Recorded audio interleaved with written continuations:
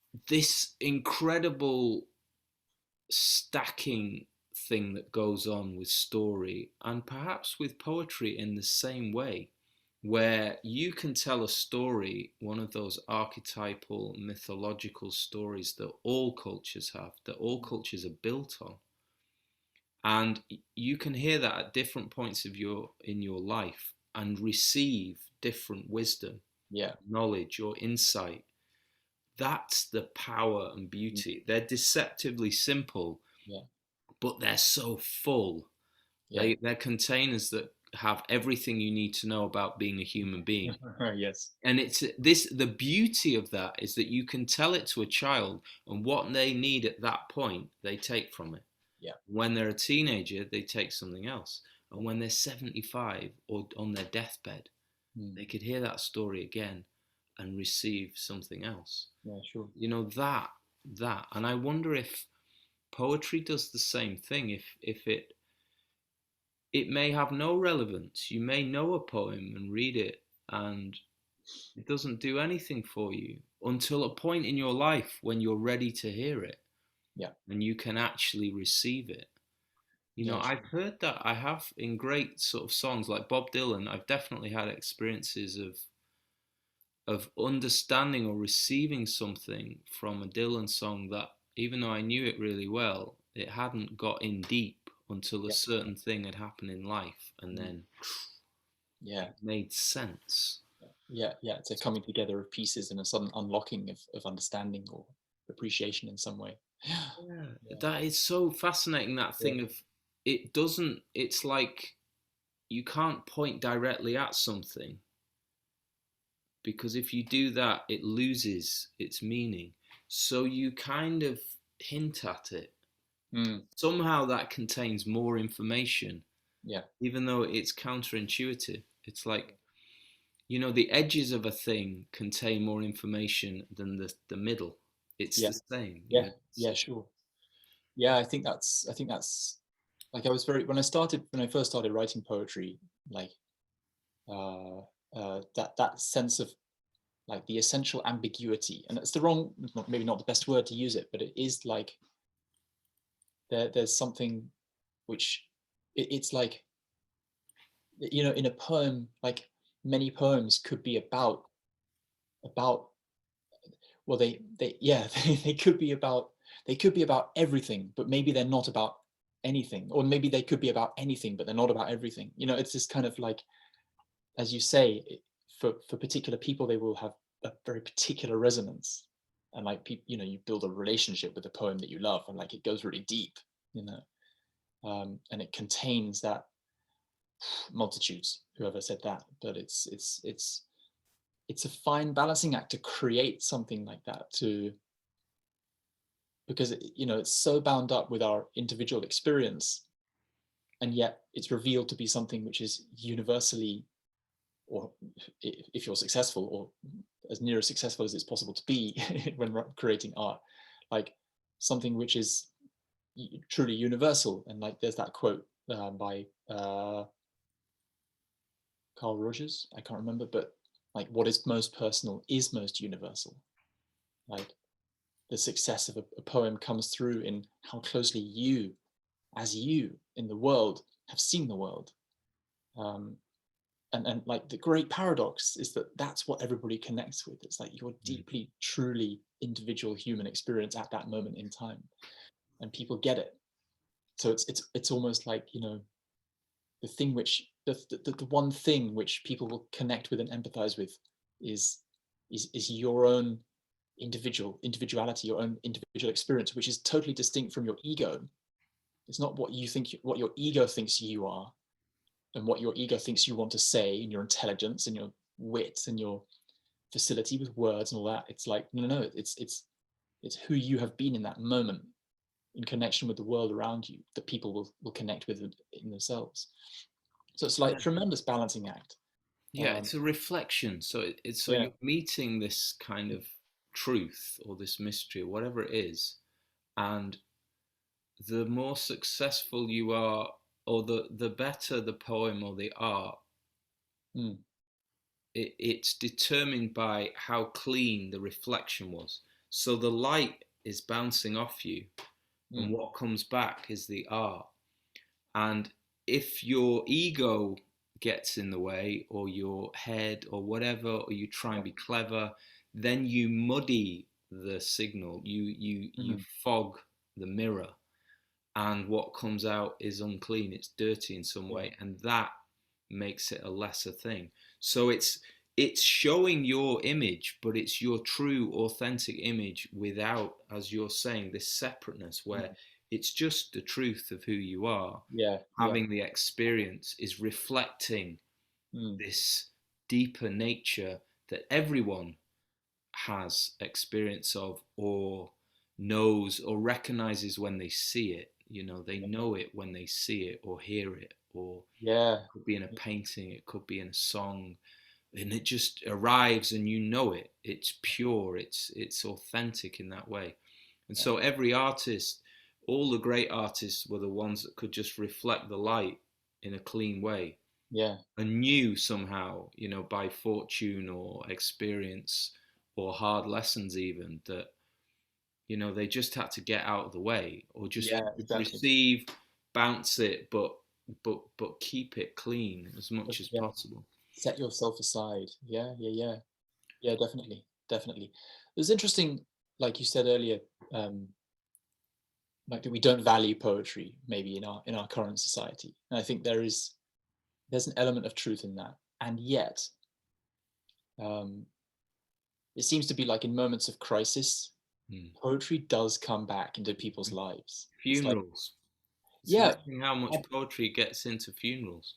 really, yeah, everybody turns to it, like everybody, and everybody like has an intuition of the poems they love, and why they, maybe not even why they love them, but just the poems they love.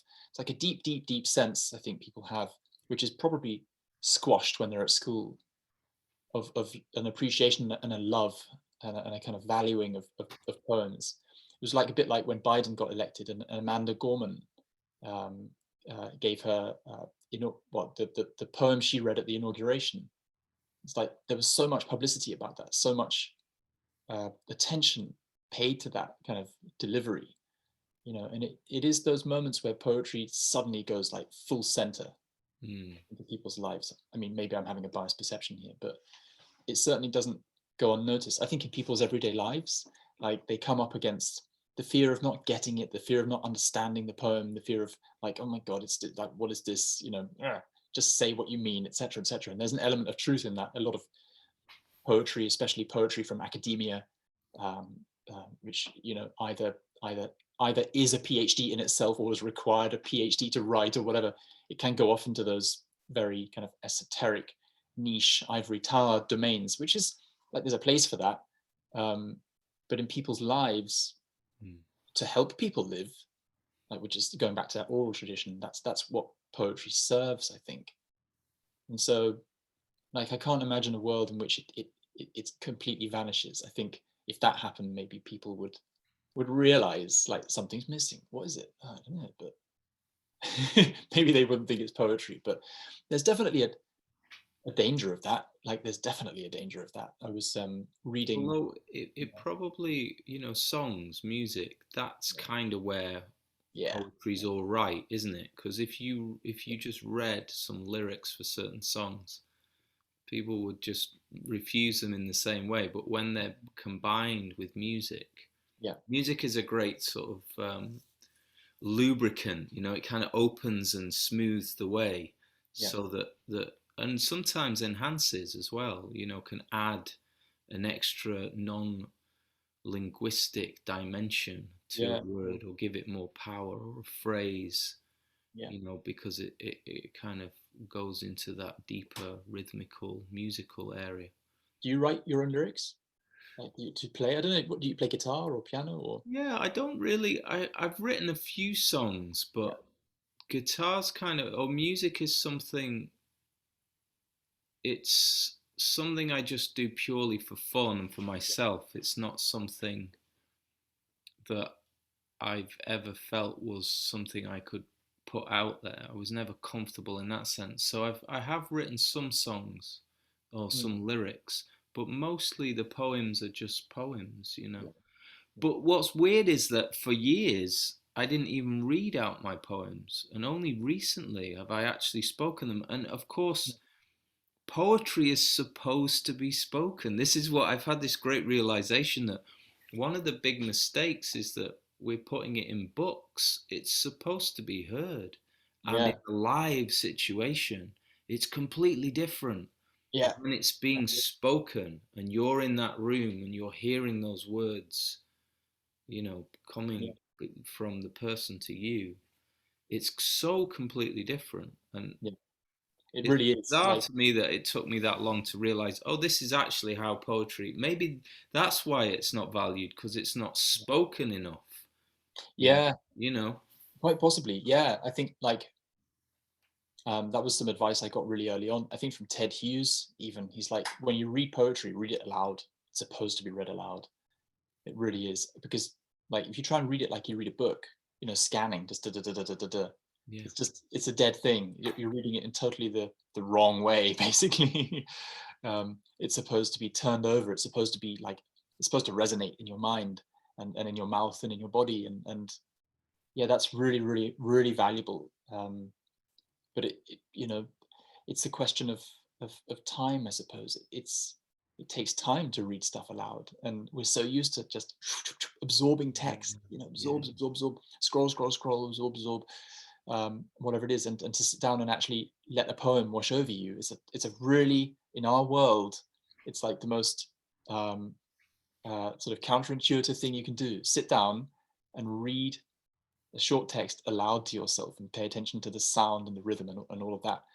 um, it's a maybe that's what I was saying when like it's the most normal thing and natural thing to do in the world, but in our world it's a really peculiar thing to do because we've been normalized to a totally different way of consuming language and And experience. maybe that's why it hasn't been valued, because, and it relates a little bit to something um, that can happen with art as well, Mm, especially in England or Britain, British culture, where there's this mistaken idea that it's like a crossword puzzle. It's like something you're supposed to understand. Like yes, there's something, figure out. some meaning in there locked in that you should be able to work out. Mm, And so when you're reading a poem, it's like you're looking for the understanding, like you're looking for the information. mm, When, of course, when you're hearing a poem, you're having an experience, and they're completely different things. yeah, Poetry is supposed to be an experience. yeah, yeah, It's not something that you read to extract information. yeah, So maybe that's part of this error that I see all the time, and people have made livings and written books on, critics and people on explaining what the piece of art means. yeah, No artist I've ever met goes around like trying to codify messages to people. yeah, They're expressing something, and when you see a painting, it's the same. yeah, It's an experience. You go to an art gallery and you look at a good painting. It's an experience that yeah, you're having physically right there in that moment. And yeah, it's not the same when you see it in a book as a yeah, reproduction. It's yeah. completely different, It's It it's really is. absolutely, like, I think isn't it true that like the average amount of time that people spend in front of a painting in a gallery is like 3 seconds or something? Yeah. You go across, look at it, check it out. Yeah, next one, next one, next one, and you miss out on that experience. It's always the question of what could be got from this, what can I understand, what can I take away and move on. And I it's a curious thing. Like, okay, so I'm really fascinated by physics, for example. I'm not a physicist nor a mathematician, but I'm very fascinated by science and scientists in this domain especially. And I was listening to this guy called Stephen Wolfram, who's got a podcast, and he's got this project. I mean, I don't really know who he is, but he's some kind of wonderful genius who's amassed this collection of like-minded geniuses around him, and they are working towards a theory of everything, right? The grand unifying theory of everything, incorporating Einstein and quantum mechanics and all the rest of it. And his theory has at the heart of it something called uh, um, um, uh, irreducible computability. Okay, and like, what on earth is that? I don't really understand what he's talking about when he describes his theory, because it's physics. But what I take away from that is that his theory of everything is that in order to understand the universe, you need to run the universe. So it's almost like if you want to calculate what makes a star, you need to have a star. Like, or if you need to work out what gravity is, the only way to do that is to have gravity. And it's really similar with a poem, and maybe any work of art, and maybe many other things. It's like the poem is irreducible. Like, you can't explain a poem, you can't paraphrase a poem. The poem is the thing. Like, the poem is the experience, to use your word. It's like you can't summarize it, you can't extract anything from it without destroying it. You can't add anything, you can't quantify it. There's nothing you can do except have the poem. Like, the poem is the thing. The poem, that's it. But it's a kind of a fascinating. Maybe that's it in poetry. You're coming up against that irreducibility of the world and of nature. It's like you can't go into a forest and come out of the forest with a summary or a paraphrasing or a white paper about the forest. You need the forest for the forest. This is what all great art is about. This is Yeah, what art is about. I think it's a mechanism for reminding ourselves that the thing that we're looking for, which is direct experience of what yeah, is there and can be accessed. And that's what all art does. It just goes there.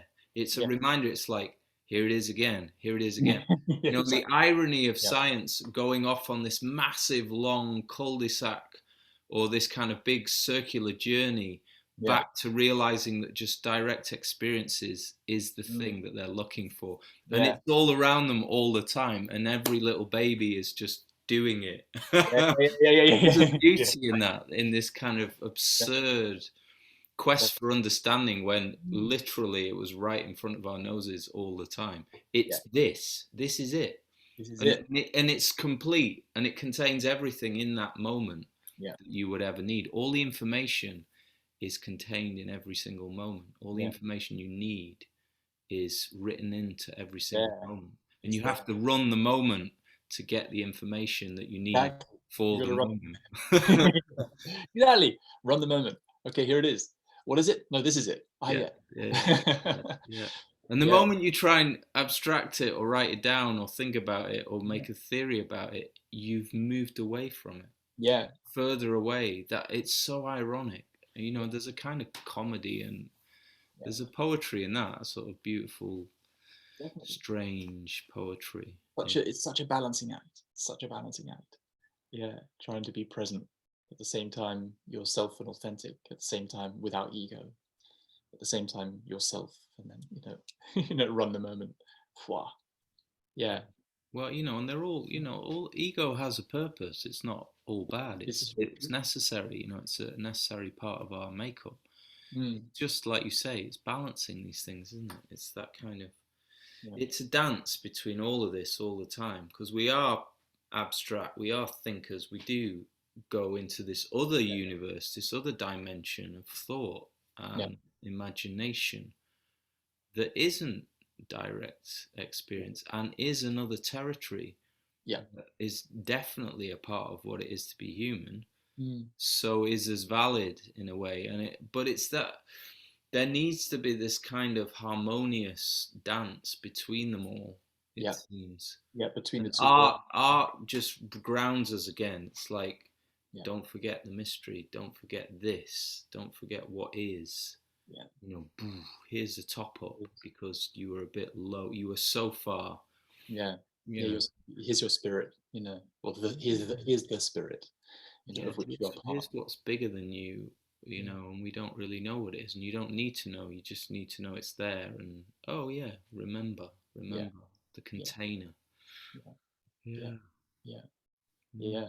With your writing, your poetry. I mean, you talk about having these experiences in the world, um, and being impacted in some way, or having a flood of words, or whatever it is. I mean, do you apply any like so I suppose, so from my point of view, like I'm always aiming for a certain amount of like discipline in the work, like trying to I want to be a better poet, right? And trying to kind of sit down and practice. You can't really practice writing poetry, but being present with the art and the craft as much as I can. And I'm not at all disciplined, I don't think, but it's something I'm always striving for, as a kind of, maybe as a way of drawing me closer to those present moments and making sure I'm practicing that attentiveness as a kind of meditation. But do you have a kind of process in your life where you write every day, or do you wake early, or write at night, or is it really like a state of mind which Well, suddenly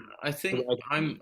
I'm quite a lazy poet, and Yeah, I because it because I've got there are many things that fascinate me. yeah, So I just when it comes, and then I deal with it. It's not yeah, I there was never a point where I thought, okay, you're a poet, you need to put this at the top of your list and work on this yeah, all the time. For whatever reason, that didn't happen. It's so I'm a kind of part-time poet, but in a weird way, everything I do is a kind of all the different things I'm into and yeah, interested in. I see them all as kind of one thing, yeah, actually, and I'm doing one thing. It just so happens that part of it is poems, yeah. part of it is art, part of it is working with the land. Mm, Now part of it is conversation, but yeah, they're all the same thing, actually, just in different forms or different different ways of expressing them. yeah, So yeah, what happens for me is it just comes. yeah, I don't. There's only been only one time, actually, quite recently, where I tried to write a poem, where I actually decided I had an idea yeah, for a bit of a story, really, I guess, of what the poem would be, and then I would sit down and actually try and write it. And I've never done that before, and I'm still not sure mm, whether it was very different from anything else I'd written, and yeah, it was it was quite lyrical, and I don't know. I'm still not sure. There was lots of what I realized was that I do have a kind of way of using words which I could draw on and use in the same way, but yeah, the impulse was different because ordinarily the words arrive and then I kind of play with them, what I've been given. yeah, With this one, I made a situation mm, happen where I invited the words to come. yeah, Words came, but it wasn't the same as when it just spontaneously comes. yeah, So, yeah, but yeah, I feel like, and that was an interesting exercise because it also made me realize, oh, well, maybe you could actually do that. Maybe you yeah. could actually, instead of just waiting for a delivery, you could actually place an order, Yeah, sure. and see what came. Yeah. So, Yeah, just don't say thank you when you hand over the money. yeah, yeah, Otherwise, no, you lose no, all don't do your that. change. Just wait, hold Yeah. it. Yeah, that's Yeah. it.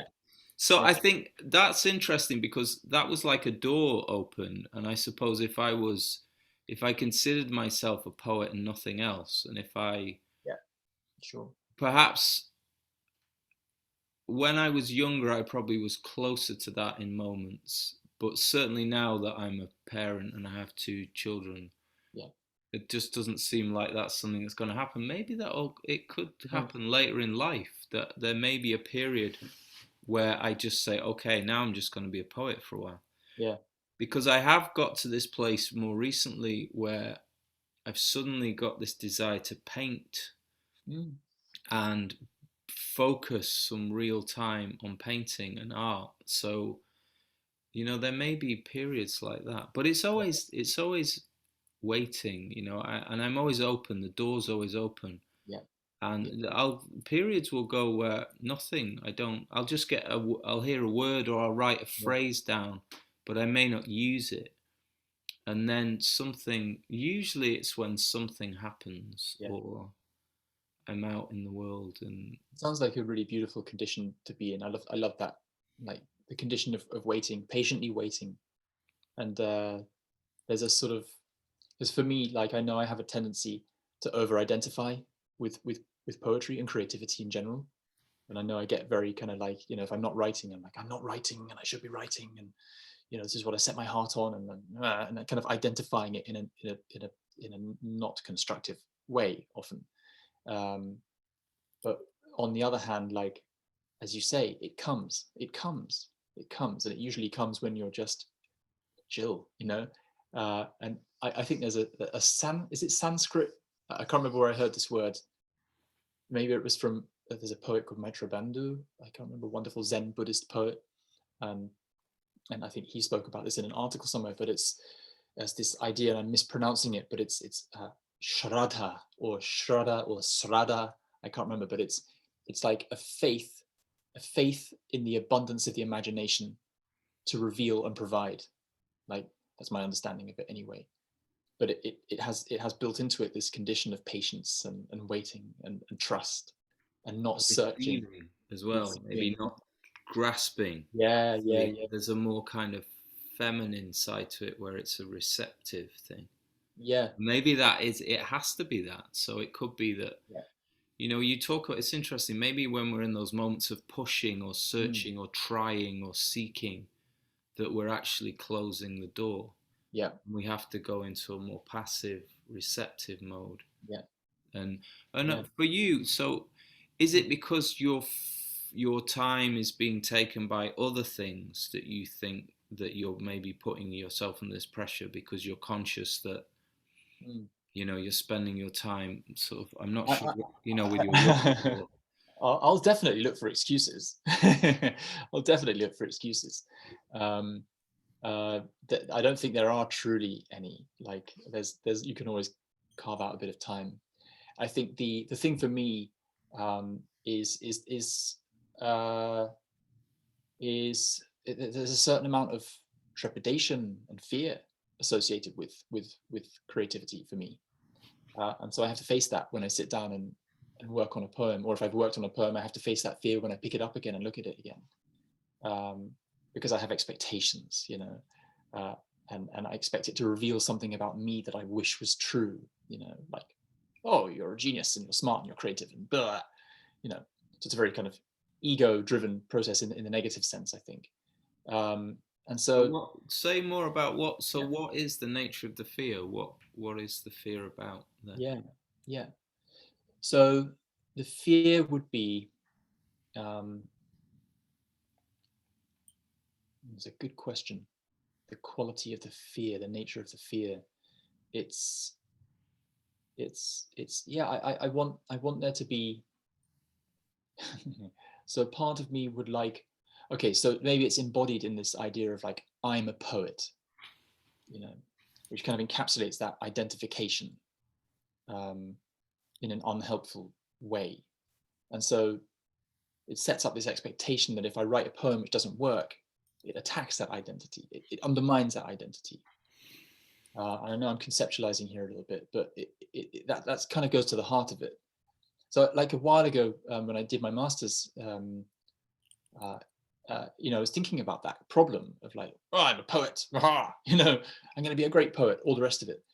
And I thought, like, well, this is obviously like not really a helpful way of thinking about my or not really a helpful approach towards creating anything. And so maybe like the idea of like, yes, I write poetry, sometimes successfully, sometimes not, who cares? But that's what I kind of do sometimes. And I love what you say about it being part of a greater whole. It's like it's one facet of what I do, which is definitely true of me. And so, but the deep irony is that in those moments where, like, I go through periods where I'm, let's say, disciplined, not exactly, but I go through periods where I have quite a beautiful routine, let's say, of waking early, and that waking early. What is the routine? It's waking early, it's brushing my teeth, washing my face and my hands, doing a little meditation, preparing some coffee, and sitting down at the desk to write. And those are like proper moments of arrival in my life. And it could just be to turn stuff over. It could be just to fiddle with some words. It could be, if nothing's really working, just to read or whatever. And those are moments in which I'm sort of really like at home in myself, I suppose, for want of a better expression. And so there is no fear there, it's just something I do, you know. But I can slip out of that routine, out of that kind of habit, you say, if you like, the habit of art. And once I'm out of it, the idea of going back into it is a challenge. It's bound up with resistance, it's the anticipate, like there's I suppose it's a bit like any time we sense growth in us or the opportunity to grow, we inevitably encounter some kind of resistance, I think.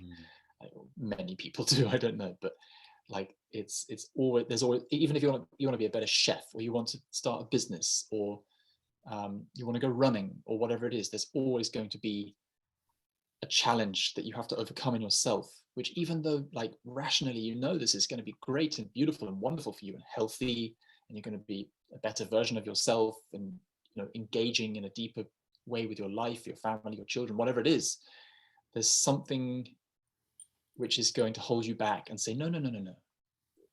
Maybe it's the negative mind, which is a very primitive part of yourself. It's like, don't leave the cave. There's a monster in the bushes.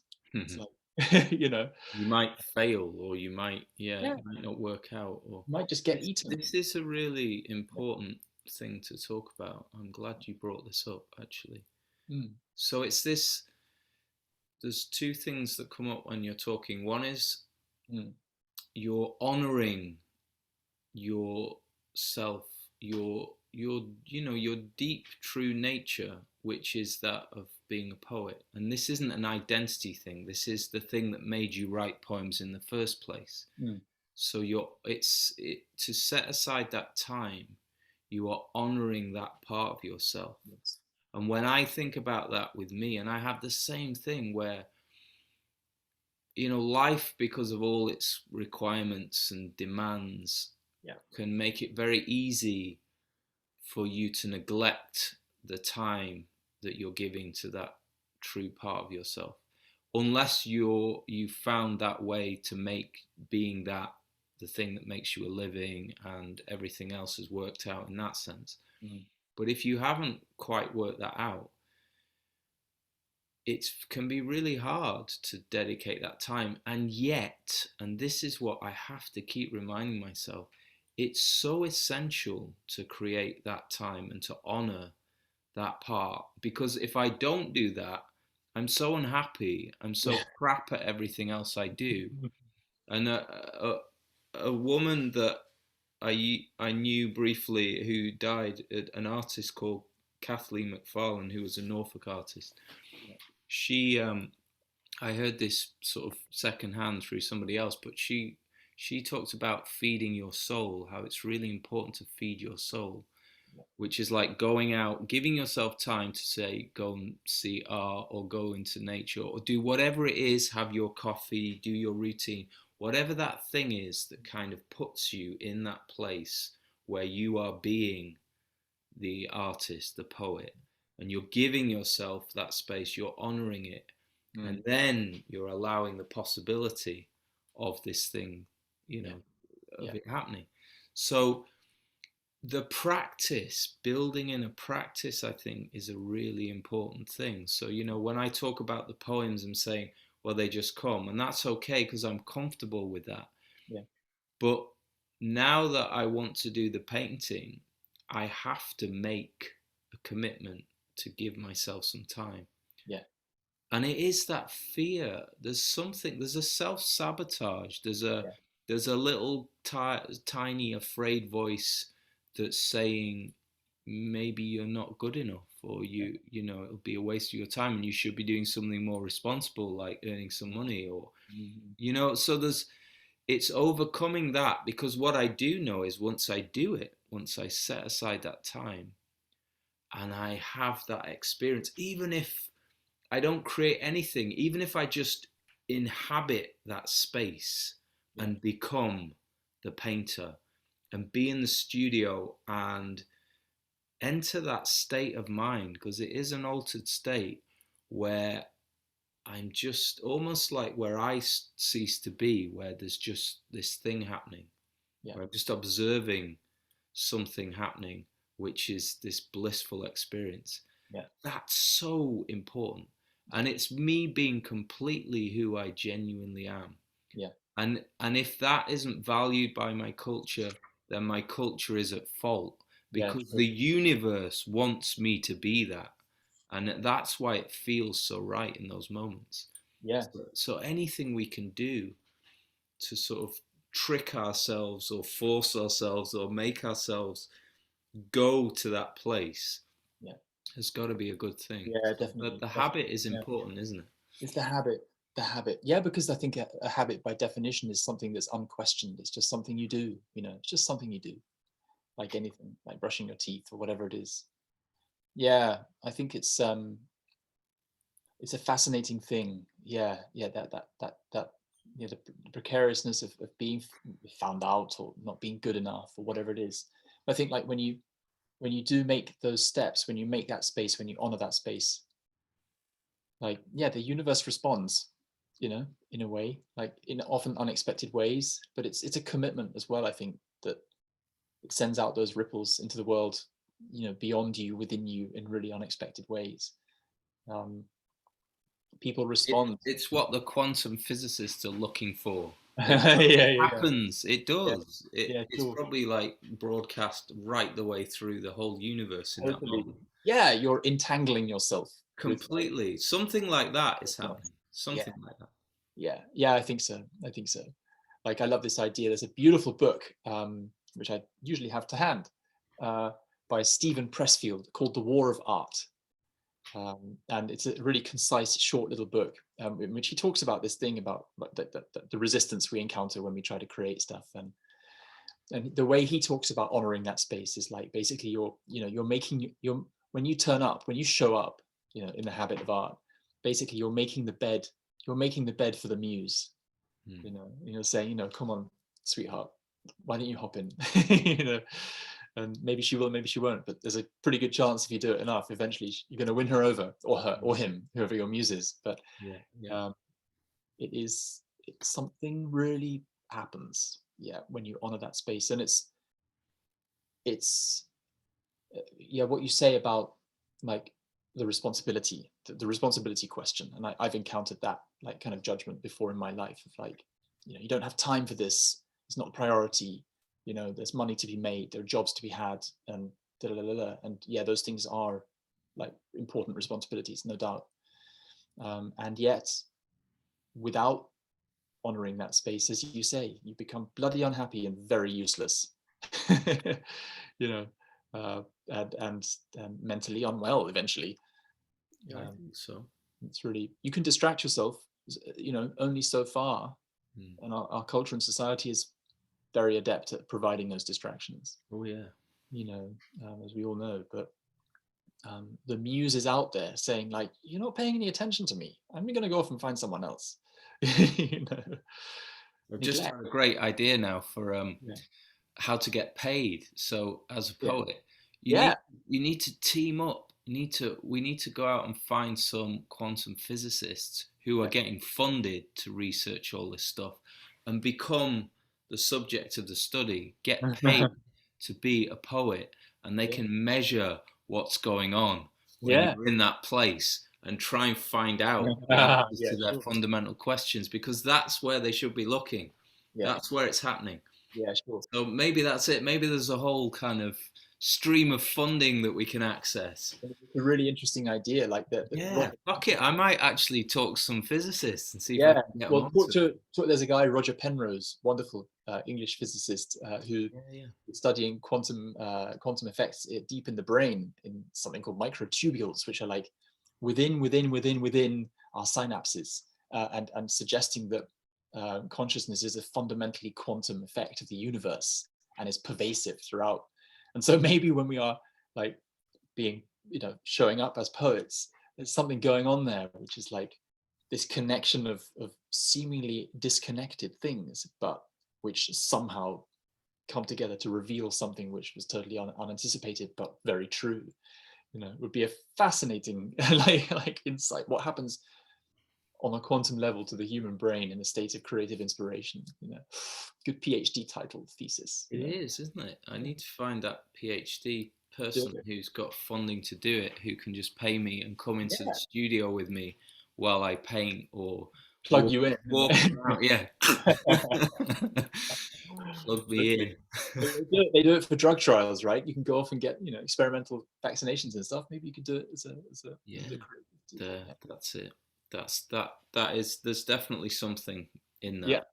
Yeah. Yeah. Somewhere there's a big pot of cash waiting to come and for Yeah. poets to be poets. Yeah. And it's not just metaphorical. It's out there. Yeah. Yeah. Yeah. Yeah. I think like it raises the question of the career poet. And like a lot of my friends have gone into, well, acquaintances have gone into academia. So they're basically poets in residence in universities and then running creative writing programs and teaching. That's one way to do it. But to make money purely from publishing your poetry, I mean, it's a deep irony. It's like one of the truest things, one of the most valuable things, one of the things we value the most in our world, along with the arts.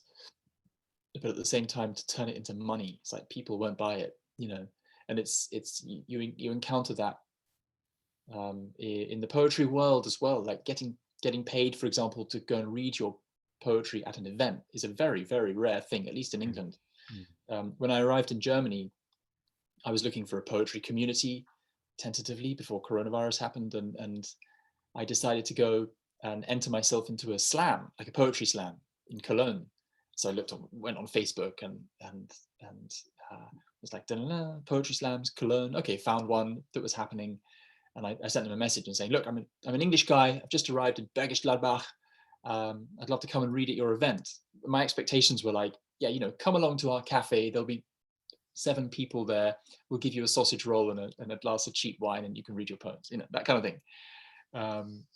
And they got back to me on the same day. They were like, yeah, okay, so you can come. We've got a slot tomorrow. We'll pay you 60 euros. I was like, what? You don't even know me. What? Money, first of all. And then they were like, yeah, and there'll be an audience of about 300 to 400 people in Ehrenfeld, in the center of Cologne. This is before I understood that like slam poetry is a huge thing in Germany. Right. They love comedy, slam poetry, all that kind of spoken word performance, performance poetry. Spoken word events basically are massive here. So I went along and did this thing and got my check. It's like, okay, well, in 10 years, I made 60 euros purely from poetry. It's like, score. I felt quite like, Well, maybe. another reason why perhaps you need to be in Germany, Yeah. this is an exciting thing. You find But yeah, it. it's this thing of Yeah. art and poetry. They should just be paid. People should be paid to be poets, Yeah. regardless of what to show up and do their thing like a wage. Yeah, sure. In a truly civilized, Yeah. advanced culture, that would be the case. Well, I mean, it's a great argument for universal basic income, right? Give people a bit of time to do those things. Struggling people who don't have the time or the headspace to do what they would really excel at, which unfortunately can't make the money in this world. It's like, give people that opportunity. But would then enrich the entire culture. Yeah, It's a form of investment in the entire culture, isn't it? absolutely. If yeah, all that potential that doesn't get used, that's in people or Yeah, expressed, yeah, because they're, and all the inefficiency of unhappy people doing shit jobs, it's yeah, utterly pointless. It's a crazy situation. I'm wondering, we are going to be forced to deal with something, relating to this very soon, because of the nature of production and, well, just the insanity of the world we're in. And yeah, totally. there isn't that old idea of work, the industrial model of you Mm. go and you get yourself a job, and it's kind of over. It That is. world is over. Yeah, So it's interesting. Yeah, yeah, interesting. I I don't work know. with a lot of I'm coaching a lot of clients, or I was until recently coaching a lot of clients, as I said to you earlier, in France, and some of them work for a French bank, and they've been working for this French bank maybe for 20 or 30 years, in a very conventional sense of like, you leave school, you go to college, university, you get a job, and you stay there. And it's interesting because a lot of these people now have young millennials like joining the company who have totally different expectations about what work life is. They want autonomy. They want a 3-day week. They want to know why they're doing whatever it is they're being told to do. Mm-hmm. They want to they want it to align with their values and everything they're about. And they don't want any bullshit, you know. And it's like, wow, that's an interesting shift. You know, work needs to be meaningful now. It no longer, like, I guess for the post-war generation, the prerogative was security and stability, rebuilding, providing what you need for your family. Like that's kind of changed now. It's like the world of work is something which people are like, well, do I really need to work? Like work in the kind of puritanical moral sense of I'm a good person if I work, you know, like what is that? And I think a lot of people are asking that question. Like, actually, I feel who I am without this thing called work. There are other things I'd like to create or do, but the conventional sense of, you know, working for your money is something which is being slowly shaken, I think, at its foundations in a really essential and important way. Yeah, and a lot of that traditional work was just producing stuff we don't need that's destroying the earth, you know, that's Yeah. decimating the environment. So it's kind, you know, it's weird that it has that sort of, well, it has that kind of value or respect because if you didn't work, you didn't have any money and you starved. So, Yeah. you know, it was fear that made it seem like something important. Mm. But if you actually look at the nature of the work that's being done, you know, you talk about banking, you know, if you look at the nature of what's actually being done, nothing's being created. No. It's Yeah. numbers making numbers. Yeah. And it's actually turning real, healthy, living environments into dead numbers. Yeah. Yeah. And human lives into, you know, dead numbers. Yeah. So you know, these things are really, we need to question them deeply right now because we've kind of built a machine that's creating nothing but is taking everything, Mm. and it's not fulfilling anyone. Yeah. You Yeah. know, there's a small minority of people who are at the top of the pile Mm. that can kind of indulge their addictions for consumption, but you know, even them, they're Yeah. not being fully, deeply, truly satisfied. Yeah. So, you know, all of these things are in question now, aren't they? Definitely. It's Definitely. part of our kind of meta crisis that's going on. It's just one other element of that which is being forced into question, you Yeah. know, because it's, we cannot continue. It will not continue, and you know, it's such an amazing time to be alive because we're being faced with so much kind of potential disaster, and we've got so much potential creativity and connectivity now. So the means to kind of provide incredible innovative solutions is Yeah. greater than it's ever been, and Yeah. there are more people with more ideas and more skills than there've ever been. Yeah. So it's this incredible sort of ramping up of everything, isn't it? Yeah. It's All dials are being just cranked to the top. yeah, absolutely. Like it's an amazing time to be alive, especially when you consider like technological advances. And at the same time, it's a knife edge, isn't it? It's like we Yeah. run the very real risk of being completely overwhelmed by our technological creations, especially with artificial intelligence. It's like we're just like just a little millimeter away from creating something which is just going to take over our lives. Like, I mean, it probably already has to some extent. It kind of, yeah, in the Um, software, you know, and if you think about the sort of social media, we've kind of already put in ourselves. It's not even that, you know, because we have this idea of an external AI thing, yeah. but it's actually already operating through us. It's Mm, affecting profoundly and completely yeah. changed human behavior Yeah. Totally. all over the planet, you Yeah. know, and every day more people are being plugged in. So it's already happening. I mean, it's already here, and it's, we're not even talking about the powerful AI that everybody fears. Mm, Even these very benign Yeah, algorithms, sure. when they're unleashed on a human culture, we don't even know what's happened. We haven't even realized what's happened yet, Yeah. but No, we're already in it. It's yeah, it's a mistake that people often make, isn't it? It's like they imagine this AI as some kind of godlike entity, and actually it's not. It's a pervasive code which is running on all our machines, but now actually running within our brains as well. And completely, because our yeah, behaviors are utterly changed. We are all behaving completely differently, and most people, I would say, their lives are built around social media in some way, yeah, even if they don't think they're engaging that much, because to connect with somebody else, you have to actually engage in that yeah, universe. yeah, So yeah, just by being in touch with someone, if you're not seeing them physically, you are doing it. And we've had yeah, this year of lockdown where yeah, that's been even more the case yeah. because we haven't been seeing people physically. So, Yeah, sure. Yeah, everything's become a virtual kind of experience, a and virtual experience like interspersed with advertising, on social media. yeah, yeah, It's like, everybody's like, by the way, basically, we're just being farmed. It's the yeah, complete domestication of the human animal.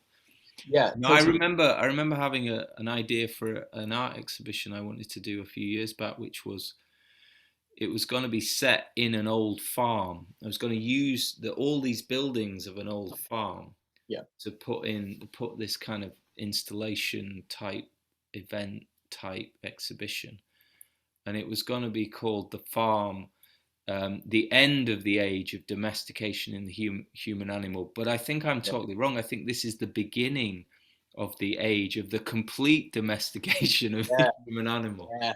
We That's are just livestock now. that's really interesting. That's really interesting because I was reading, Yuval Noah Harari. Did you ever read *Sapiens*? Yeah, yeah. And I think it was in that book where he talks about like, so we think, for example, that we have domesticated dogs and cats, for example, whereas probably in all like and wheat, for example, whereas in all likelihood, what's probably happened, especially in the case of wheat, is that The wheat other has way around. domesticated us. Yeah, yeah. It's like wheat was the thing which actually made us cultivate it, and like you know, and so I think Turned it's us into farmers, and we slaved and slaved and slaved broke for our it. backs literally for it. Yeah, yeah. And the Jesus. cats were sat at home waiting to be fed. Yeah, and the forests were like next door going, we've got all this fruit, by the way, like, and Yeah, what? yeah. Why don't you You just, keep cutting down the fruit trees. yeah, I'm planting wheat, what? and your teeth are all falling out now. Yeah, What? It's and bizarre. you're fighting all the time. Yeah, that's crazy. So I think like with our social media, it's absolutely, I think, we are being farmed again, and specifically, I think it's like our attention specifically is being farmed. Yeah, Like, like again, it's that thing we believe we are the user of Facebook, for example, but we're not. We're the product. We are the product. Like our attention is a product which is sold through Facebook. It's an idea which is going around a lot at the moment, and it's totally true. And it brings us back to this idea of being present and writing and being like present in the world, which is like, how can we get back to a point where our attention and our ability to be present in the world is treated as something like treated as priceless, as something incalculably valuable. And if someone primary, if primary. primary, and if someone and let's not even say valuable, it's not something you can put a price on. um, and if someone wants our attention, then there should be some kind of like, well, I guess these social media platforms, they do make an offer. They say, okay, well, we promise you connectivity, connectedness to people around the world and your friends and your family wherever they are, in exchange for your attention. The problem is that they are so adept at keeping our attention that we forget the connectedness and we just get addicted to the platform. Well, and divisiveness and separation Yeah, and conflict are more profitable. So actually, the irony is you're less connected because you're falling out now with all the people yeah, that you yeah, might have been connected with, or if you saw them physically and socially, you wouldn't have those kinds of conversations. And absolutely. Yeah, it's a minefield, but we're in it. It's too late. We're already in it. But yeah, I want to get on back to that you're saying. I think it's essential that that primacy of experience Yeah. comes back to the heart of culture. And maybe because I feel like our culture is dying, basically, the one that we've known all our lives. And part of art's job over my lifetime and the preceding years was to dismantle it and deconstruct it and destroy it in a way, blow it up, break it apart. But now we're at this point where we're at the very first steps of building something new. And there are lots of experiments going on, lots of little seeds being planted. But this idea of the primacy of direct experience being at the heart of the culture, it's a great place to begin the Yeah. new. Well, it's not that it's a great place, it's the only place a new. Yeah, sure. What am I talking about? You have no choice. A But luxury. to The but to thing. consciously acknowledge that, and in our individual practice, whatever it is we're doing as artists, whoever you are, even if you don't think you're an artist, as a human being, you can have direct experience of nature. You can set aside time to express yourself, create, or whatever. So it's good for me to remember that and to go, oh yeah, that's like the heart of the manifesto is, the primacy of direct experience. That should be Yeah. always go back to the start. Yeah. And Totally. plug in, plug into that, plug into the source as much as possible, and let it reflect through your work onto the culture, onto the population. That's your job. That's what I feel like my job is. And part of it has become, there's an interesting angle because of my experiences here in the woods, is I've learned, I've developed such a deep relationship with the land, and I've learned that part of that primal thing is relationship with place, and having, and it's a love relationship totally. But when you talked about the sort of the wheat and the forest, saying the fruits here, there is this incredible gift and givingness and nurturing quality and love that the world has for us. Yeah. That if we drop back down into that and reconnect with it, it has everything we need. That and the direct experience that art generates, those two things, which are all expressions of love, I guess. There's nothing else. So it's kind of, I'm exploring and inspired by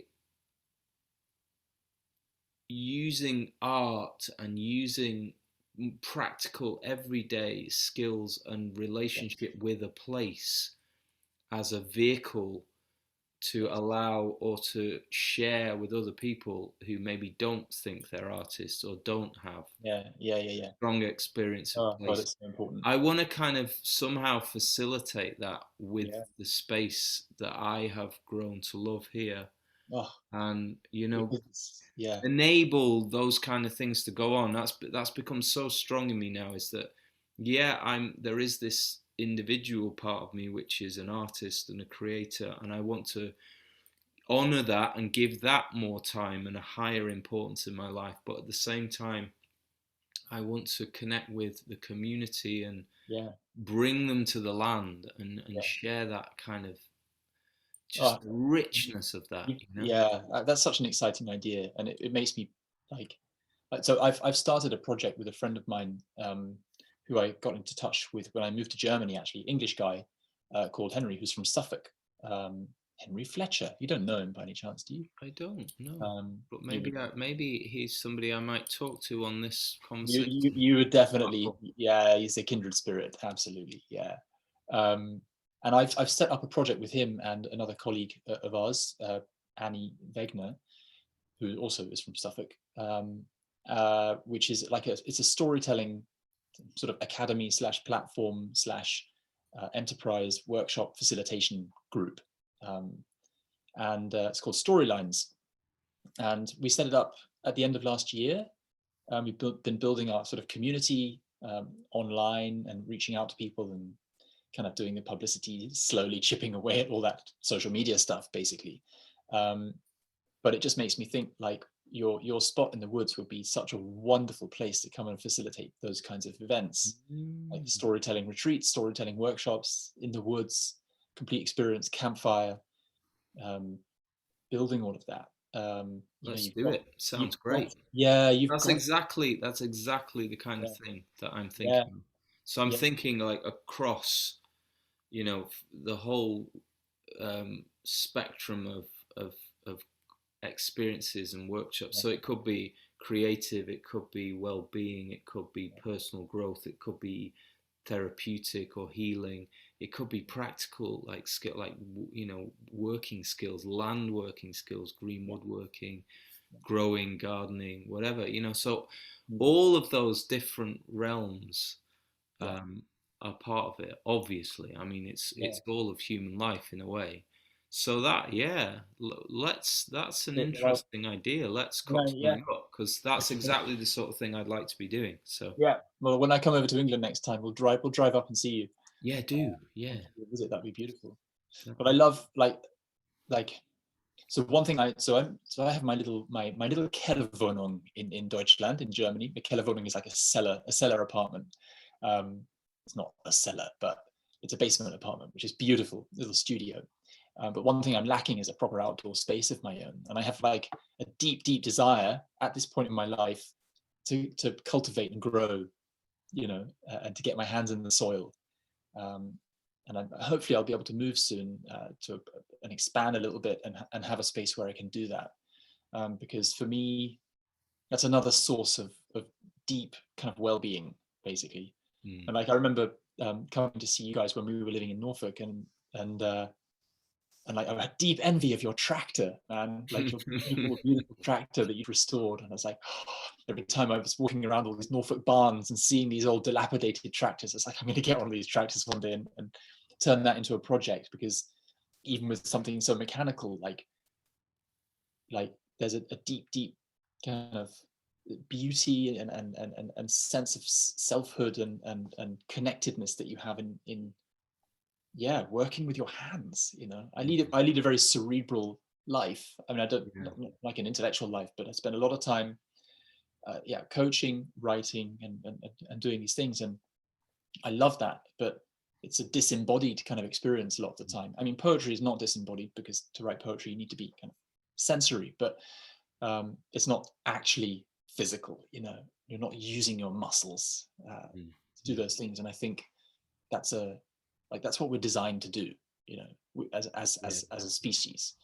um it's one reason why I love running, which is like, and I'm often I often ask myself why I'm running. It's like, why am I running? I'm just running for the sake of running. Like, well, maybe 25,000 years ago I would have been running after an animal, long distance trek for a gazelle that I've shot, which is bleeding out over the savannah. I'm going to go and get it. 3-day jog. It's like wonderful, and it's connecting with that deep um, like primitive purpose, or primitive, what's the word, primitive, just kind of drive of like, feels like it feels like, as much as I hate it sometimes, but it feels like running is really deep down in every cell of like, you need to move your body in this way, you need to propel yourself, you need to sweat, and You're in your body. What you're yeah, doing is yeah, you're grounding. You're actually, and you are connecting with the earth, because you can't connect with the earth unless you're in your body, yeah, or even your environment in any way. mm, So it's that thing of dropping down from the mind yeah, into your body again, and that taking over.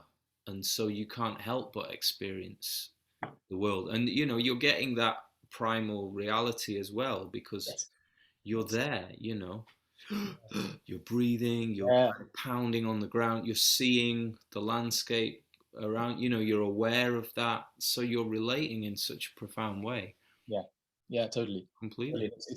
It's totally kind of like, wow, yeah, there's no intellectual process there, there's no rationalization, there's nothing like that. It's just, this is the thing that's happening now. Yeah, very, very primal and very, very essential, um, Mm. to grow. Yeah, yeah, to condition the body, be in the body, and grounding. I love that idea of dropping down, because it is the 6-inch drop, head to heart, isn't it? It's like, Yeah. there you are, for pow. Yeah, Mm. get out of the body, get out of the brain, I mean. Yeah, yeah, yeah. Being present. Yeah. There we have it. I think that's us. Could be. Wow, that was wonderful. I really enjoyed that. What a nice journey. Do, man. Thank you so much. Yeah. Mm. Lovely things to talk about. Yeah. Connect. And we'll certainly do another one. Yeah, that'd be a I think pleasure. there's a lot of places for us to go, I feel. Yeah, for sure. Yeah. I absolutely look forward to it. Yeah. Cool. I think it's a beautiful thing that you're doing, you know, just the listening and the sharing and the exploration. It's a rare thing. It's a rare thing. So Yeah, thank it you for putting that. feels important to Yeah. me at this time to Yeah. connect in a real way. You know, obviously we're doing it online, but you still there's a Yeah. it's a whole connection. It's heart, body, mind, soul. It feels like giving some time to real conversation with people feels a very valuable thing for me to be doing. So Yeah. Yeah. I'm Spot on. just hoping, that others find it valuable as well. Yeah. Or even if it just triggers that desire in someone else to have that conversation with people they know. Feels Yeah. important. Feels like this is one of the things needs to be happening right now. Yeah, I mean, it's like a lot of things we've spoken about today. It's when do people actually sit down and take the time to have a conversation? Mm. So many of our interactions are fleeting, or in the context of something like a bar or an event or whatever. Mm. And And also to get beyond that fear of, you touched on it with this thing of identity. We're yeah, so fragile when we're identifying as something. yeah, It's like putting aside the costume, the identity, and just being human again. yeah, And sort of, not getting hung up on all of that or being right or yeah, having to kind of pitch who you are, and if you're not yeah, good, yeah, then you're this. yeah, yeah, Just getting rid of all of that and yeah, just being people again. yeah, Everybody's got something to say, something valuable and real to share. It's that fascinates me. I just want to get beneath those identities to the mm, person mm, who's there, yeah, the real person, because yeah, that person has something to say. And also, it's not always verbal, it's a feeling as well. It's like, I want to connect, I want to have a heart connection with people. And so we both know we're alive and that we're there. Yeah. yeah. Thank you Great. so much. Well, thank you so much. Yeah, thank you, Tim. Yeah, Appreciate it. let's make another plan soon. All Yeah, right. to be continued. Yeah, lots of love. Okay. Take care. Yeah. Lots of love.